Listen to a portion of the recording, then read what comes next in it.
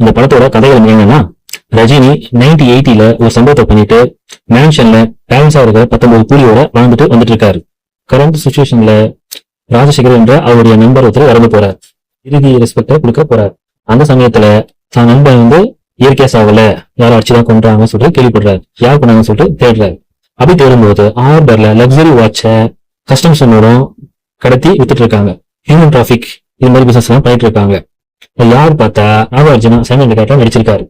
அவரு கீழே வேற கேரக்டர்ல மலையாள ஆக்டர் சோபின் நடிச்சிருக்காரு. இத்தனை நம்பர் யார் தான் கொண்டாங்கன்றத கண்டுபிடிக்காரு ரஜினி. மீதி இதுதான் கதை. பாத்தீங்கன்னா இந்த படத்துல ரஜினிகாந்த் லீட் ரோலா நடிச்சிருக்காரு. வில்லனாக நாகார்ஜுனா நடிச்சிருக்காரு. மலையாள ஆக்டர் சோபின் அவர் அடியாள நடிச்சிருக்காரு. சத்யராஜ் ரஜினி ஃப்ரெண்டா நடிச்சிருக்காரு. அடுத்த கெஸ்ட் ரோல் அப்பியரன்ஸ் பாத்தீங்கன்னா உபேந்திரா கர்நாடகா ஆக்டர் அவரு நடிச்சிருக்காரு. இந்திய ஆக்டர் அமீர் கான் நடிச்சிருக்காரு. ரஜினிகாந்த் ஆக்டிங் நல்லா சிறப்பா இருக்கு. சண்டை காட்சி நல்லா தான் பண்ணிருக்காரு. சத்யராஜ் தான் கொடுத்த ரோல சிறப்பா பண்ணிருக்காரு. நாகார்ஜுனா வில்லனிசம் நல்லா பண்ணிருக்காரு.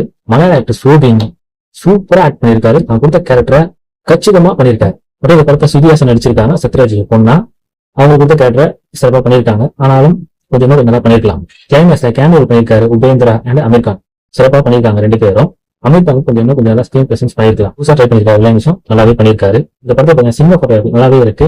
லைவா சில சீன் எடுத்திருக்காங்க. எடிட்டிங் பக்காவா இருக்கு. மியூசிக் பாத்தீங்கன்னா அனிருத் பிச்சு மேஞ்சிருக்காரு. மோனிகா அந்த சாங்ஸ் படத்துக்கு மிக பலமாக இருக்குது. டேரக்டர் லோகேஷ் இந்த படத்தை கச்சிதமா எடுத்திருக்காரு. ஆனா படத்துல கொஞ்சம் ஸ்கிரீன் பிளே கொஞ்சம் கவனம் செலுத்திருக்கலாம். படத்துடைய டியூரேஷன் பாத்தீங்கன்னா 2 hours 50 minutes. இது படத்துல சில இடத்துல லேகா ஆடியன்ஸுக்கு ஃபீல் பண்ண வைக்கிறது. மத்தபடி படத்தை கண்டிப்பா ஒன் டைம் வாட்ச் பண்ணலாம்.